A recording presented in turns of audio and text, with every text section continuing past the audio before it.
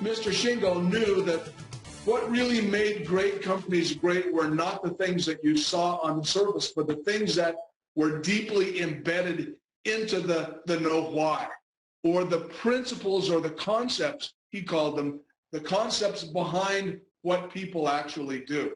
So he called that the know why.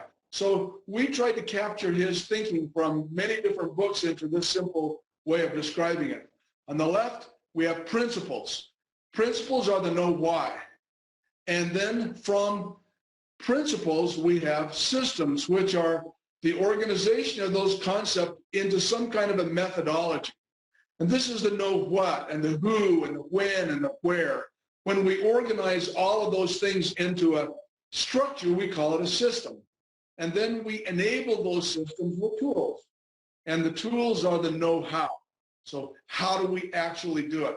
What we discovered when we visited the companies that have been recognized with the Shingo Prize, that what we tended to recognize and acknowledge and describe as excellence was the capability of the organization to use the tools, to have the know-how. But what we concluded from our study of these organizations was that that's not enough. Organizations who build their culture around a know-how methodology are never able to sustain what they've created. It requires a know why. So when we create standard work for people and organizations, and we tell people how to do it, but if we fail to teach them the why behind it, they only follow the instructions for so long because their brain has never made the connection of why. So the first brain wants to connect with why, and then it organizes the concepts into systems that ultimately enables them with tools. Understanding, we created the Shingo model. So you should have a picture of these 5 diamonds in front of you organized into a diamond. So I'm going to walk through this carefully. This image is found shingoinstitute.org. If you wanted to go to that now, you can, or after this webinar is over with, you can go to their website and download this whole model, and it'll describe this to you, and a little booklet that goes along with it. But I'm going to walk you through these diamonds because this really describes what we've learned about this. If you look on the left side, the green part, which says results, we know that every organization, whether it's a factory or a bank or a hospital or an insurance company or a logistics organization or a nonprofit, a government, every organization exists for some purpose, and that purpose gets translated into results. So leaders of organizations are accountable for results. And no matter what else comes along or may distract them from that, ultimately at the end of the day, results are what they have to deliver to shareholders or investors or boards or owners or whoever or the public. So in order to create results, great results, we've invested in tools. So I look at the bottom. So organizations invest in tools, and tools can be thought of in lots of different ways. A factory is a tool in a large scale. A machine is a tool. A computer is a tool. Software is a tool. At some technical level, a person is a tool, although we hate to think of them that way, and I won't do that. But we invest in things that we believe will help us to deliver results. And then we organize those things oftentimes into systems. So if you look at the right side of this diamond, we organize systems, usually management systems. Or in the last 20 years or so, we've created improvement systems. And we have improvement tools like 5S, for example, or we create check sheets, or we create, improvement tools. We teach people how to fix things or how to problem solve it. So those systems around improvement have a set of tools associated with them. So we build systems and we enable the systems with tools to create results. And for most organizations, that's the primary emphasis. That's where they focus their strategic plans around what results do I need to create next year, the year after, and in 5 years? What tools do I need to have in place to accomplish that? And what systems do I need to deliver those results? But if that's the only focus of the organization, then one of the most important elements is left out, and that's the culture. That's the people. So in most organizations, instead of the way it's represented here as being on the top of this image, in most organizations, culture kind of sits in the background. It sits behind it all. And I want to almost say in most organizations, it's not a strategic thing that we do. It's an afterthought, or it's a consequence. The culture emerges while we're focusing on results and the right tools and the right systems. And our experience is that a culture that's sort of a de facto culture is never good enough. It's never powerful enough or deliberate enough or focused enough to create the kind of environment where people can be successful as they might otherwise be. So on the top of this, so one of the things that differentiates great organizations is that culture and culture design is a strategic part of what they do. And that means they focus not only on results and tools, but they also focus on behavior. And I'll say a lot more about that in a minute.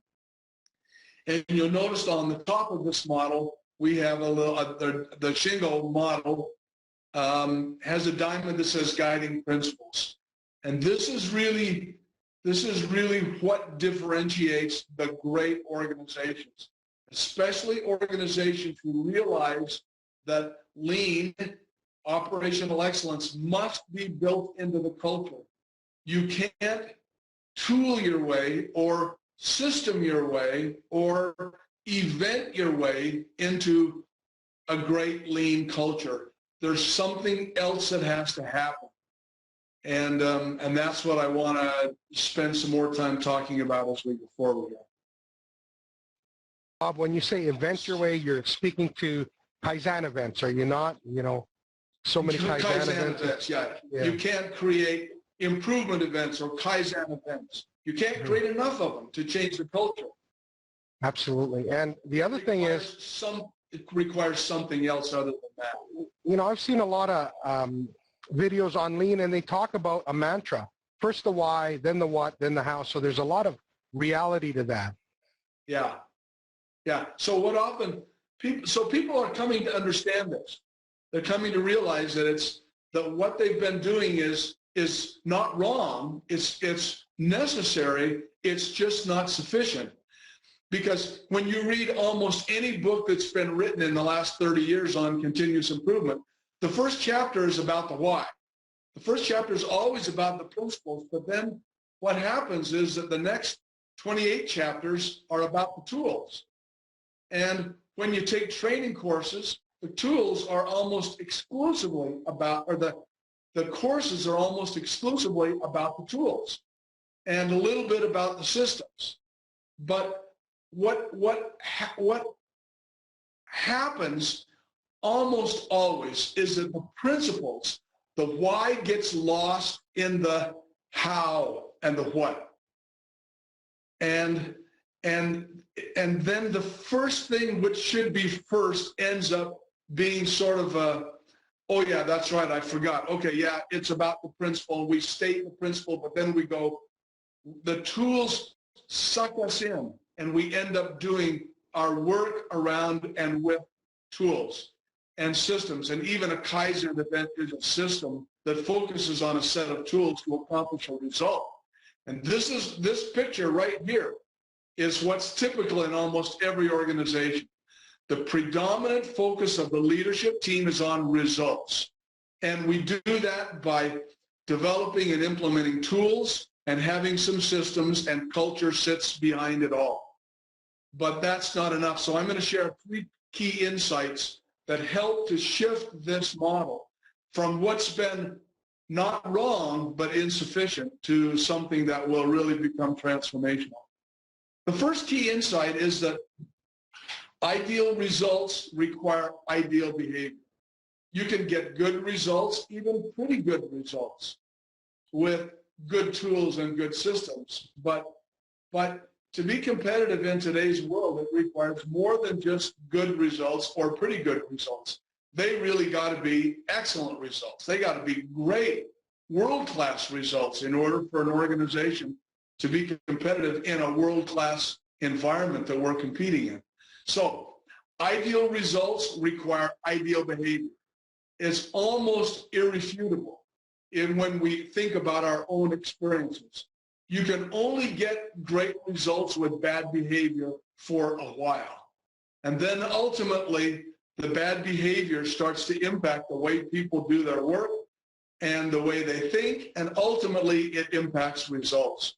So this is a really critical insight to come to, and to realize that ideal results require ideal behavior. That means the culture has to move from the background to the foreground. It has to become a deliberate thing that we do in order to create sustainable, ideal results. You have to focus on how do you create ideal behavior in an organization. So Lou Gerstner from IBM, former chairman of IBM, he says, I came to see in my time at IBM that culture isn't just one aspect of the game, it is the game. It is the game. And that's what leaders have to do. Leaders lead culture. And the most important thing that they'll ever contribute and leave behind is a powerful culture that creates ideal behavior from everybody in the organization, leaders, managers, and associates in the organization. So here's the second insight. So now we're talking about ideal behavior. How do you really create that? Is that our beliefs, what we believe drives our behavior. I think we all recognize that. And everybody has different set of beliefs. And so our behavior can be one of the greatest sources of variability.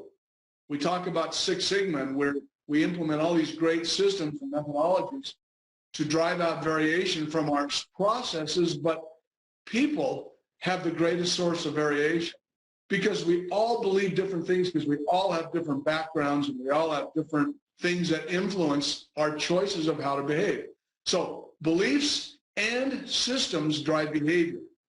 So the systems that we've developed and built all of these years, they've been built to drive results, not necessarily with the idea of how do we build these systems to create ideal behavior as well. So the challenge really is to reconstruct our systems now to drive not only results, but also behavior. And so that's a really important insight to come to. You feel the question here, Bob? Yeah. Okay, there's one question here from Mr. King. It says, what do you think about giving employees financial rewards for applying lean? Some places that say they have a strong lean culture give financial rewards to ensure participation. What do you think of that exactly? Well, that's a really interesting question. Well, I actually wrote a blog the very first thing I wrote in my blog, the first posting I put there was about this question of recognition and what makes for powerful recognition. And there's a lot of things that I would do to incent people with recognition before I added money or financial rewards to the equation. I'm not suggesting that it can't be a motivator, but there's a lot of other things about, a peer or a leader who genuinely, and so one of the problems with financial rewards is that they become expected. They become almost an entitlement. And these recognition systems don't end up motivating, they become sort of an expectation. But powerful recognition happens when leaders and peers genuinely and sincerely value each other. And this relates to one of the principles we'll discuss in a minute about respect. When people genuinely respect someone, they value them as an individual. And being respected and valued for something that I did is the greatest source of motivation that people can receive. And attaching to that some financial thing for me, is almost an add-on. But the most important thing is the genuine acknowledgement of their value and their capability and their contribution. That's the greatest, most powerful source of recognition. Thank you, Bob. That was great. Okay. So here's the third insight. So when we ask ourselves, what guides us toward ideal behavior? Because that's what we have to create, because we're trying to get ideal results, and that requires ideal behavior. And we know we got to align systems. What do you align systems with in order to get that ideal behavior? So at the top of this model are the guiding principles. And these guiding principles came from all of the thought leaders over the last 30 years, really from Deming and Ono and Shingo forward. And these principles become sort of the mantra or the light, the top of the diamond that says, if we align our systems with these principles, they will drive ideal behavior, and we enable them with tools, they will create great results and ideal behavior. Principles inform ideal behavior. So let's just chat about that for a minute. So what is a principle? A principle is like an arch. It's the foundation, an arch. It's the foundational rule that has an inevitable consequence. It's a rule that sits at the very bottom of a hierarchy of things that says, when we do this, you can predict this will occur. You will get these outcomes. So it's almost like a truth. There are a set of truths associated with principles. So the key thing that makes principles, that allows us or enables us to put them at the top of this model, is that they're universal and timeless. A principle has always existed, like flow value. The principle of flow has always existed. Jim Womack or Taiichi Ono or Shinichiro Toyota didn't invent the principle of flow. It's always existed. What we do is we discover them, and we discover how to use them. They've always existed, and the principle of flow applies anywhere in the world. In Spain, in Italy, in Belgium, in the US, in Mexico. The principle, if it's a foundational rule that has an inevitable consequence, it applies universally, which allows you in an organization that's global to, when you ground yourself on principles, not personalities or tools or systems that may vary in different parts of the world because the world is so different everywhere. Principles are universal and they apply everywhere. That makes them really powerful. Oops, sorry. Well, on that note, it's interesting because Jeff Liker's book, The Toyota Way, is still selling today because it talks about purpose, principles. Yeah, yeah. When you focus on principles, they are timeless. They don't go away. It doesn't become trendy. So it doesn't go from quality circles to just in time to TQM to Six Sigma to lean. The principles are what are at the root of all of those, what became fads. And when you focus on the principles, they are timeless. And when you're talking about building a culture, you have to build it on something that doesn't change over time. They have to be based on things that are sustainable over the long term. You can't build culture on a person because a person comes and goes. You can't build it on a program because programs end. You can't build it on tools because tools change. Principles, on the other hand, are universal and timeless, and they're inarguable. There is almost nothing in a corporation that's inarguable, except principles, because they're self-evident. When you describe a principle to a person at any level of the organization, they'll hear the principle and they'll go, oh, I get that, because they don't hear it with their head, they hear it with their heart, and it means something to them different than some technical description. They hear it and they go, that makes sense to me. And when it makes sense to them, they understand why. Because the systems and the tools now are linked with a concept that rings true to people, and it rings correct in their hearts and in their consciousness. So they become really powerful. And of course, the great thing that's really powerful about this is not only are they universal and timeless and self-evident, but they govern consequences. So now, in organizations, the consequences are the results. That's what I'm accountable for. So as a leader, if you want to engage me in lean, if you can show me the fundamental foundational rules that govern the consequences or the results that I'm accountable, now you got my attention. You're not asking me to participate in some kind of a Kaizen project and teach me to clean my office and, you know, and fill out a chart. But you're teaching me and asking me to focus on the fundamental rules that that govern the consequences that I'm being held accountable for. I'm with you now. Here's where you win my heart as a leader, because that's what I'm accountable for, and that's what I want to participate in. Hasn't the Shingo Prize gone from manufacturing to all sorts of different industries because of that reason? That's a really great comment too, George. Thanks. Because that's exactly what happened. Is that what we learned was that at the tool level or the system level, it was really complicated to take that kind of assessment from a factory into a hospital or to a government or to an insurance company or a bank. It was complicated, and people said, well, that doesn't really apply to me.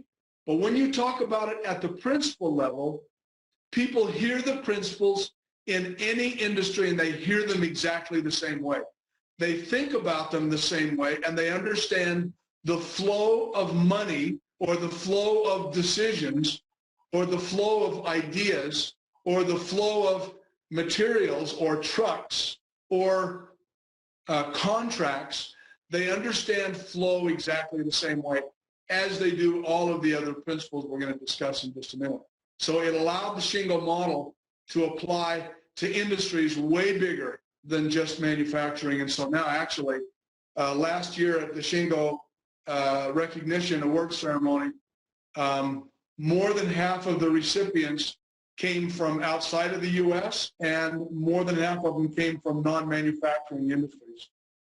Let's see. So, okay, so if you go back to this, from the very top, from the guiding principles, out of that, I'd like to just take a few minutes and kind of elaborate these principles. The principles are organized into 4 dimensions. There are principles that relate to cultural enablers, or they're principles about people. These are really the foundation principles. There are principles about process or continuous improvement. There are principles about purpose or aligning the organization, or principles that build alignment with the purpose of the organization. And finally, there are principles that are about really the results through the lens of the key stakeholders of the business. So those are the 4 what Shingo calls dimensions of the model. Each one of those dimensions now has a set of principles connected with it. So I'm going to sort of extract those principles from this. So the principles, not surprising, at least the first one is not, under cultural enablers, the first principle is respect for every individual.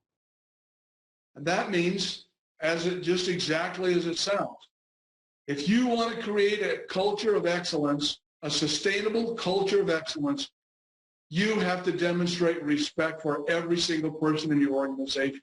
And your systems have to drive that kind of respect. Leaders need to demonstrate it. Managers need to demonstrate it. Employees do. So respect for every single person is fundamental to this culture. And one that we don't talk about quite so often, but we learned from the great companies is that the second enabling principle is leading with humility. What this really is saying is that an organization, its leaders, managers, and employees must be open to the possibility that there is always a better way. That means that leaders have to create, through the implementation or through the deployment of this principle, a culture of humility. And that's a really hard thing to build into an organization, but you can do it by making sure that all your key systems that you can think, to what degree do our systems enable this sense of humility? This is a critical leadership responsibility to build that into culture. Okay. So can I ask you something there? Because I think this is so critical. We had Paul Akers here a couple of weeks ago, and of course he talked about his trip to Japan. He said, the first thing the guy made me do is get on my hands and knees and scrub the floors. And I'm in a suit and I'm scrubbing the floor, and he was trying to teach humility, and he felt violated at the time, but he got it. He got how that helped develop a lean culture for him. Now, how do you do it with most organizations? What do you think one of the exercises would be, other than getting everybody on their hands and knees? Because I think that's fundamental. Well, I think one of the key things to do is, we all learn about going to the Gemba, and what we do at the Gemba is what makes all the difference. It's not just going to the Gemba, it's what we do when we get there. And leaders and managers have, if they learn to not be the ones, the purveyors of the answers, but to be the purveyors of the questions. So to be mentors and coaches, and to ask genuine, sincere questions, because people can read through a false sense of humility. If you're trying to be humble and you're asking questions, but you really already know the answers, then that really, that doesn't serve. So helping leaders and managers when they're at the Gemba to learn to ask genuine, sincere questions, searching to understand the thinking and the insight of the people that they're interacting with. That's the best way. So learning this requires leaders and managers, people who have responsibility for others in the organization. They have to learn to set aside their egos and to be there and be present. Humility is connected with respect at the principal level. So remember, I said your leaders are going to connect with these. They're going to love to hear them. They're going to love to hear them until they find out that their own behavior doesn't align with them. Because once they sort of come to that reality, they'll understand why the culture is not changing. Because the behavior of the leaders and managers around these principles, not particularly, but beginning with these enabling principles, is critical. It's essential. You cannot change the culture until the demonstrated behavior of your leadership team reflects these principles. So connected to that, right next to that are these 5 principles of continuous improvement. The first one is seek perfection. That's a mindset. It's a principle, seek perfection. And it doesn't mean, it's not the 80-20 rule, 80-20 rule, or the Pareto principle is based on the lens through which you're looking at things. So you may think you've got 80% of the opportunity, so you stop looking at it. But what your 80% is based on your paradigm or your view of the world. When the world changes, your 80% now becomes 10%. So it's constantly seeking to understand the new paradigms that reveal the next opportunities, knowing that perfection is impossible, but the continuous pursuit of it is what reveals layer upon layer upon layer of new opportunities. It's building a culture around that. Assuring quality at the source. This is the one we all know a lot about. Assuring quality at the source, making sure that no defect gets passed forward. This is a fundamental principle that governs a consequence. Well, now, I mentioned flow and pull. Pull, we connected flow and pull with value. So what are we flowing? We're flowing value.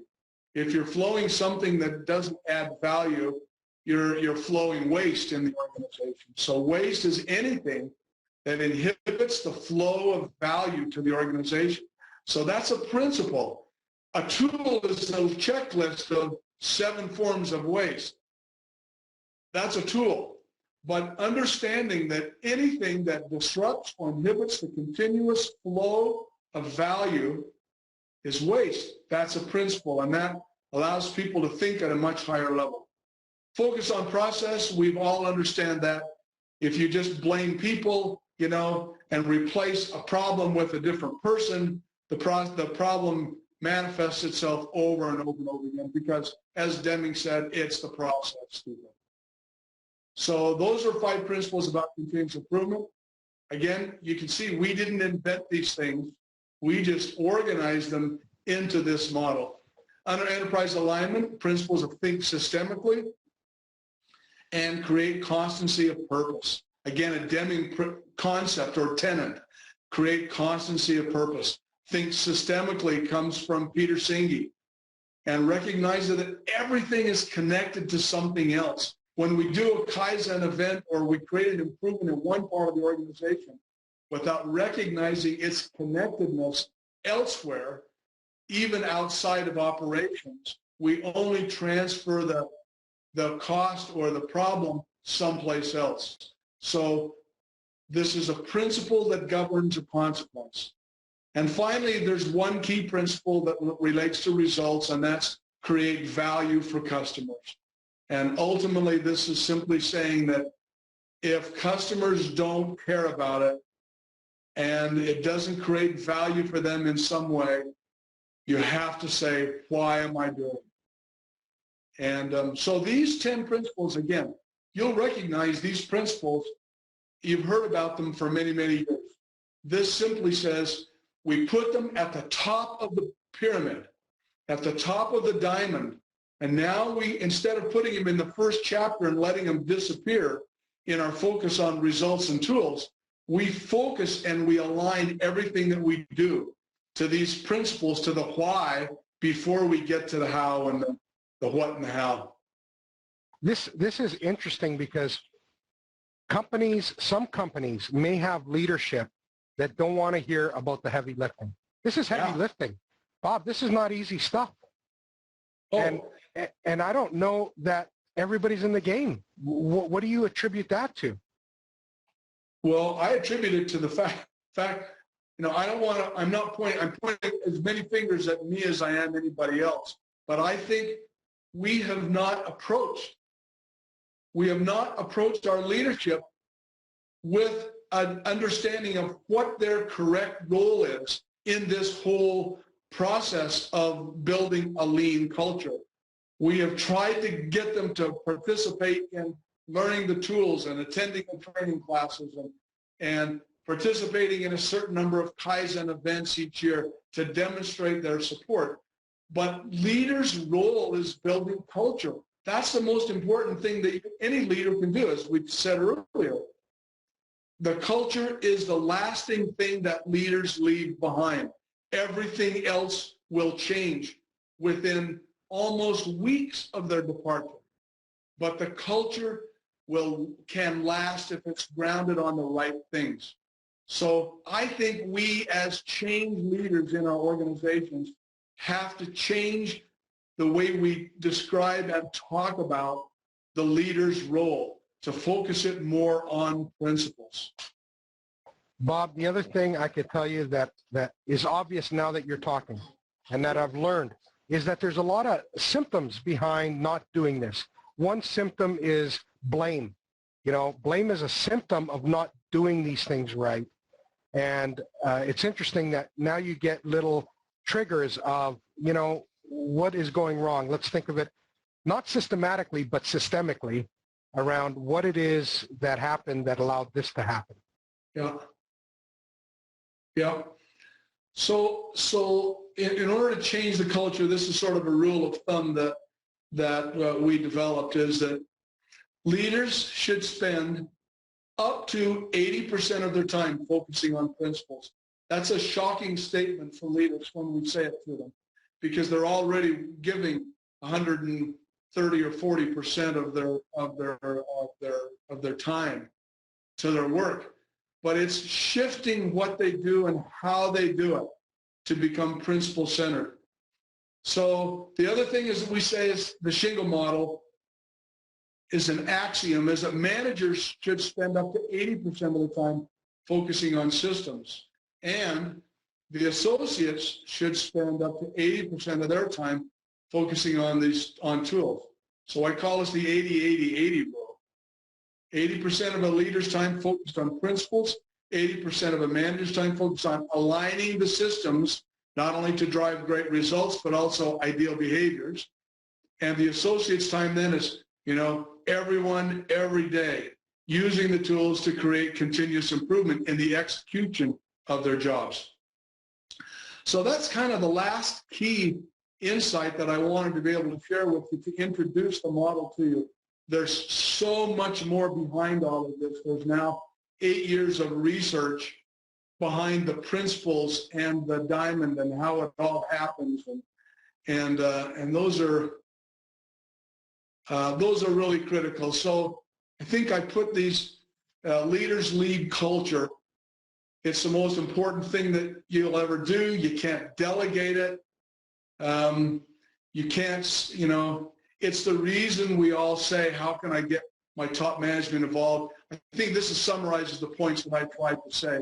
It's not for the faint of heart. This is about behavior change. Behavior change is really hard. If you're not aligned, you got to say, if not, why not? What systems need to be adjusted? Am I modeling the expected behavior of others? And finally, leaders need to teach the cause and effect between the principle and the result. If I'm getting this result, what principle am we not paying attention to? So these are the 4 courses that are taught through the Shingo Institute, and that as an affiliate of the Shingo Institute that I'm authorized to teach. We basically spend 2 days on the discovering the Shingo model, which I just gave you a 50-minute review of, or 45-minute review of. And then we spend 2 days on each of these other dimensions of the model.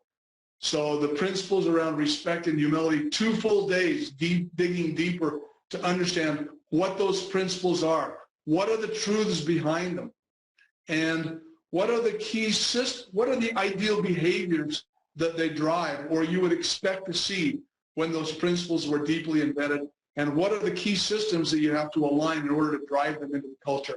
Same thing with the principles around improve and align. And I'm open for questions and discussion. Thank you, George, for introducing some discussion as we went along. Well, thank you, Contact me at my email, robert@archersleadership.com, or my website, which most of you probably already been to by now. And connect with me on LinkedIn, and you'll be able to follow and contribute to my blog. So at that, George, we have a few minutes. I'm happy to entertain some questions that you might have. Okay, I'm going to open it up to the panelists right now. Plus, if anybody would like to become a panelist, you know, check off a check mark or put your hand up or indicate somehow, and I'll make you a panelist. So go ahead, Raphael, do you have any questions? Fabio, Peter. I don't know if it's a question or a concern. No, it's regarding we are almost 50 people involved in this webinar, and my question will be not only for Robert. How many of the people involved in this session is really a CEO or real manager of the company? Because I really believe we are in the situation like always. You know, everything you have explained is. It's not new. Yeah, you've done a real good model. Yeah, but it's something really known. Yeah, but managers and leaders are the ones that should see all these. You know what I mean? We're almost. Yeah, it's interesting because what you say is when you hear it. I mean, I've been teaching this now for 8 years, and I have yet to meet somebody who hears this message and goes, "Oh, I'm not sure that that's really right." I think people hear it and they go, "It's common sense, it's logical," but yet it's like we get trapped in the doing. We get trapped in the know-how and the know-what instead of stepping back from that and looking at the overall. Why are we doing this? And not just to make it, not just because it's interesting, but to really empower people with a deep understanding of the concepts. And that's where I think we've gone astray. And so when people hear it, they go, "Oh my heavens, that's what we lost. We need to be doing more of this. We've spent too much time focusing on the tools." Yeah. Okay, thank you, Robert.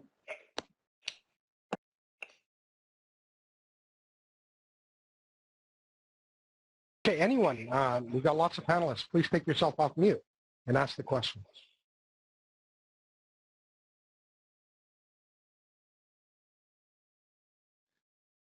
You know, I used to work for a CEO, and when we first started doing all hands, all company-wide meetings, he'd give his message, and then he'd say, "Are there any questions?" And he'd wait for about a half a second, and then he'd say, "Well, if there are no questions, thank you for coming." And I used to say, "John, you have to wait, you have to count to 10 after you ask for questions to allow people a chance to kind of get centered around their question." And that 10 seconds was the hardest time of his whole time as a CEO, to be able to sit there in that deathly silence and wait. You know, Bob, 10 seconds feels like a day because I count it, and after 3, I feel like breaking that silence. But I know. Of course, you're right. Anybody can type under chat. I'll ask the question for you if you wish. But you guys got to start feeling comfortable with this technology. There is no doubt that it's going to stay. Okay, let's open it up again. So I'm going to break the silence. Robert, this is Jacob. I'm very intrigued and excited to see your principle-based management and leadership. That's excellent. One of the questions is in part of my journey, and with a lot of organizations, is many of the leaders will be asking, should we not create a sustainable system so that these behaviors can be exercised? Should the system creation be one of the fundamental things in organizations? Yeah, the systems are essential. What organizations discover when they start down this path, and they take the time to really understand it, they discover that systems become the critical lever in the organization. And so learning to identify the right systems and adjust them. Either sometimes people have to get rid of them, sometimes they have to build new. Most often they just need to make fundamental adjustments to their systems. And you know, your whole system of improvement. So if you have a whole model for the Arches leadership way or your company way, that whole system needs to be updated to recognize that it has to be, you have to plan on more than just programs and tools and systems, but you have to say, you know, we got to be driving ideal behaviors in this organization. What are those behaviors that we need to create, and how do I drive them, and what are the systems that have to be adjusted? Yeah, I'm just also going to echo the Toyota production system. The Toyota production system was there first, and then later on Fujio Cho put or synergized all the Toyota way into a principle, so that the principles can permeate and be exercised through the Toyota production system. Yeah, it's actually what Ono said at one time: without constant attention, the principles fail. Right. And the principles disappear. You have to pay constant attention to them, because the urgent, as Covey taught, the urgent almost always replaces the important. And if you allow it to happen, and so it requires great discipline, great effort on the part of leaders to create and maintain that sense of focus on principles.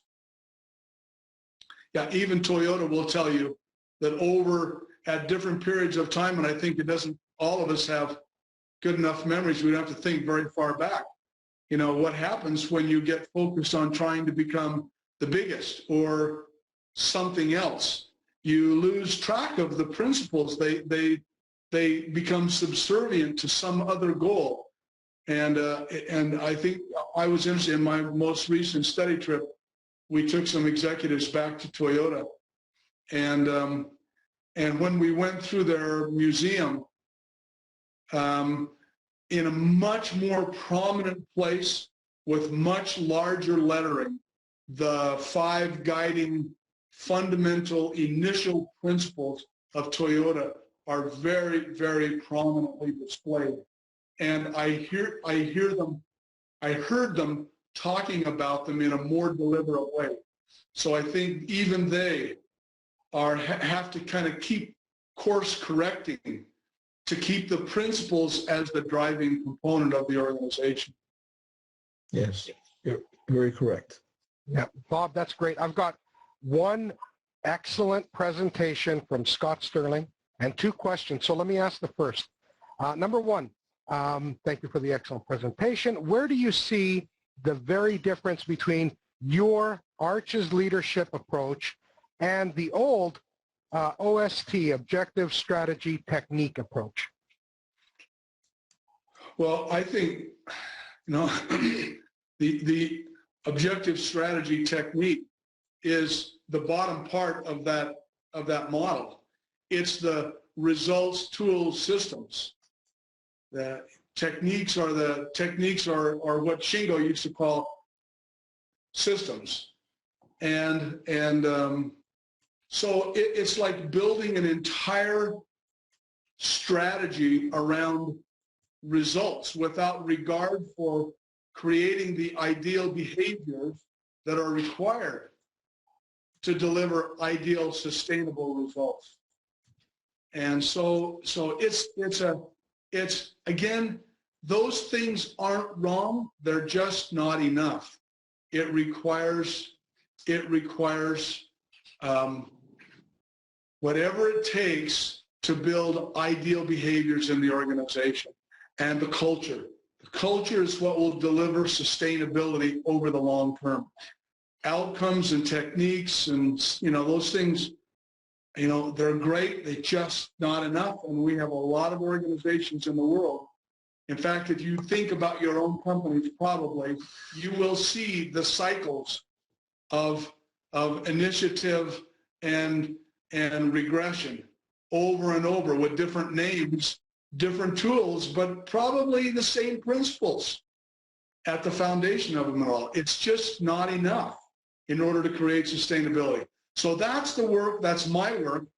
That's why I wanted to devote myself in my Arches leadership firm to really teaching organizations how to do this. And I'm very fortunate to have this Shingo model. This IP that I'm describing belongs to Utah State University through our development at the Shingo Institute.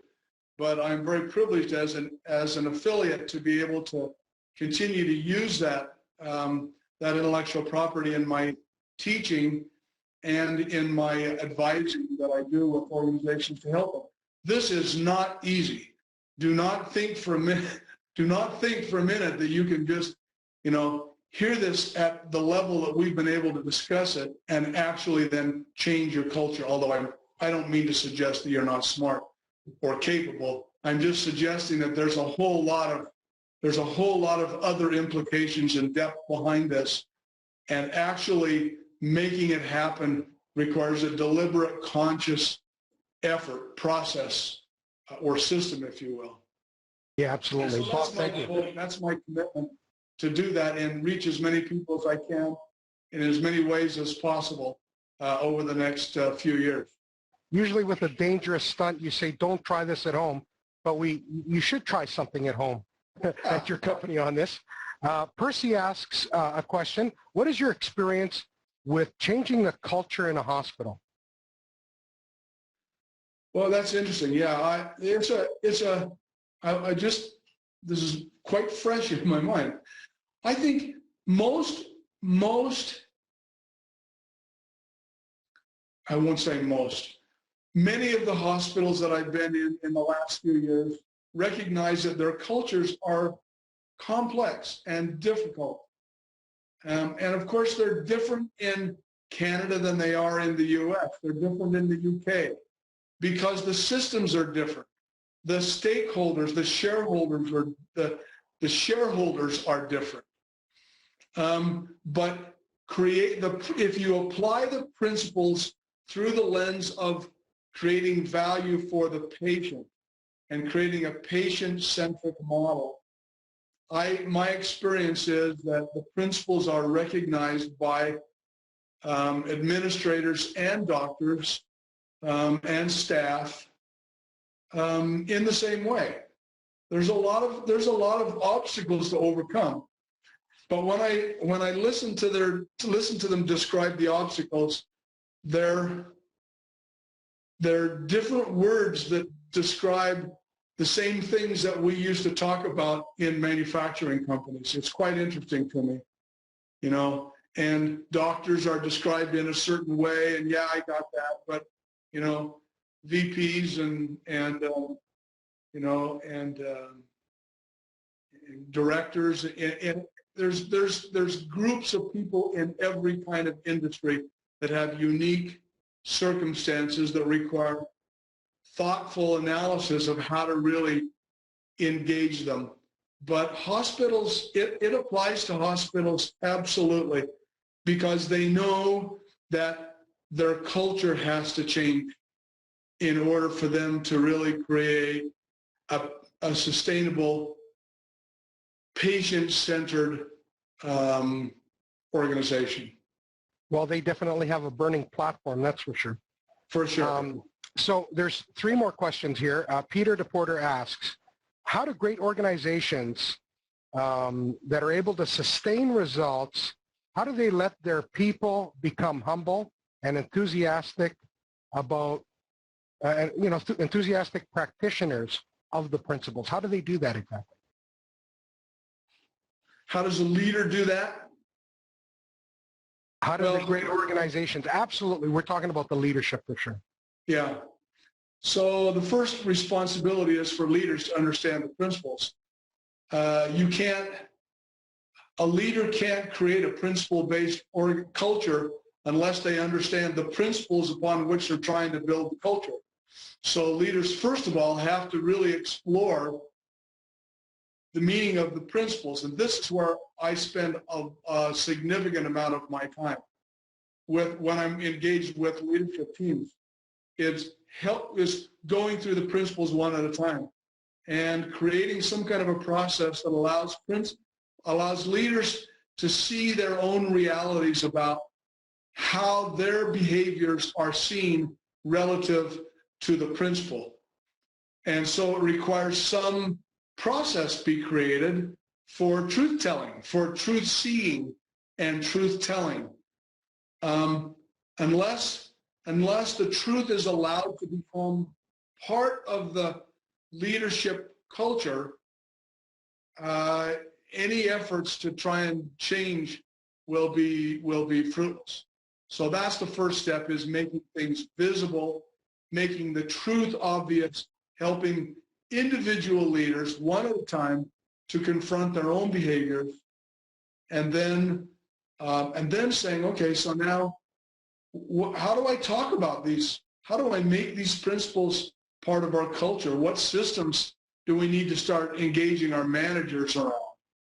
How do I talk about this? How do I show people the relationship between the results and the principle?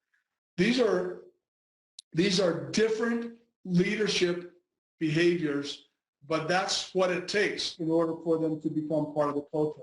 You can't just talk about them. You can't train them. They have to be, it's like John Shook said, you have to act your way into a new way of thinking. So they have to sort of put them in place, trust that they are correct, and then observe and show the relationship between the results that we're getting now when they're driven by a principle and the results that we got were only focused on the result and the tool. Well, thank you. That's a really simple, that's a big, broad question, but those are two key critical components. Excellent. I got more and more questions popping up. Steve asks this. There's an unlimited amount of info on CI systems.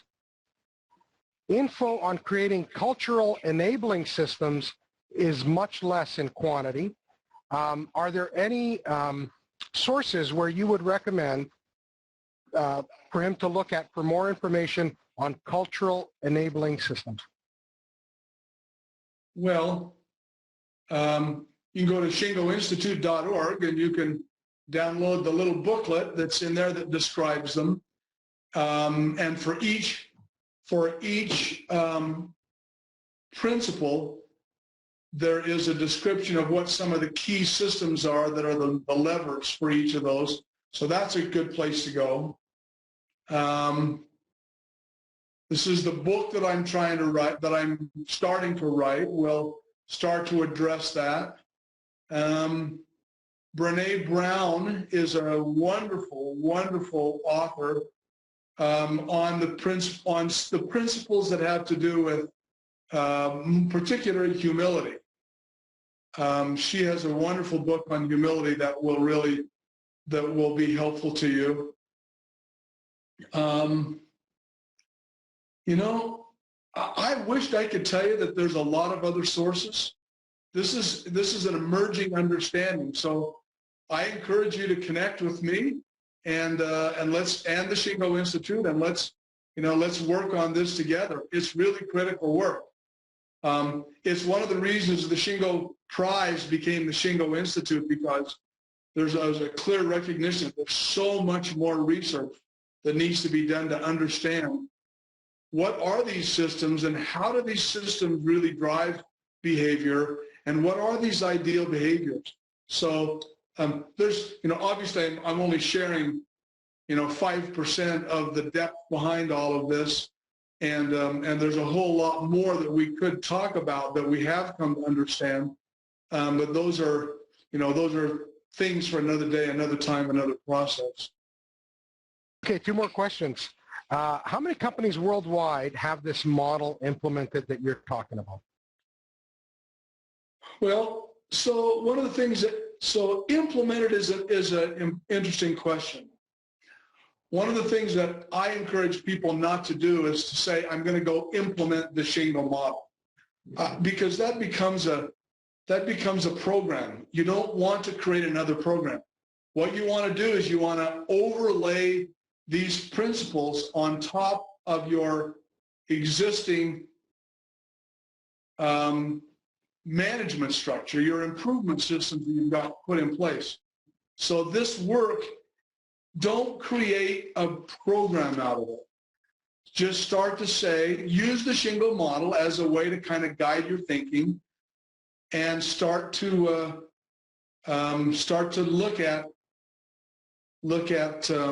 you know, how do I really go about this change process without creating a program? You're overlaying principles on top of all of the other good work that you've already done.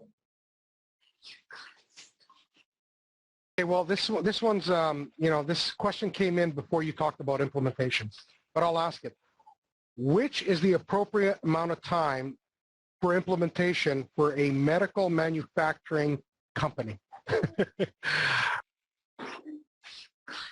A manufacturing company is a manufacturing company is a manufacturing company. So it's a medical device company. So our experience is if you just start doing lean, it's a 14-year journey with a rate. If you want to get to the level of the Shingo Prize recipient, if you're starting from ground zero and you use the Shingo model to guide your cultural transformation, you can cut that time in half. It's probably a 7-year journey. But most organizations are not starting from zero at this point in time. Most organizations have something and they're building on top of something to really get it to the culture. So, you know, it's if you're getting the right kind of help, you're following the right model, it's a 3, 4, 5, 6-year journey to really say we have a deep culture grounded in principles that our leaders get, that our managers get, that our associates get, and we're not going back. That's a big deal. Okay, one last question. Last question. Bob, would you consider doing another webinar for us? Well, there's a lot to be done, you know, and I'm happy to share a lot, but I'm connected with the Shingo Institute, so I need to be careful because I'm using their IP, and I need to return our royalty to them. So I got to figure out. So once you get deeper than this, I need to be able to create some revenue stream that flows a royalty back to the Shingo Institute. So, but let's create a connection, and let's figure out how we can create some processes that will allow that deeper dive to occur. Certainly, at any individual company can contact me, or a network of companies can come together, and we can create a public workshop that I would come and teach. It would include the deep dive at a Gembo location. So if one of you wanted to volunteer your site as a Gembo location, we could do a public workshop there and invite, meaning the Arch's leadership, I would come and do a public workshop there, and any of you who want to come participate in that could do that. And that would be a great way for us to do a much deeper dive. Excellent. Thank you very much, Bob. Again, I'll leave everybody with the thought that strategy, culture eats strategy for breakfast. Isn't that the saying? and if you want to take yourself off mute, say thank you to Bob by all means, and email him, please, after this. Let him know how it went. Thank you very much, Bob. Thank you, everybody. Thank you very much, and thanks to all of you.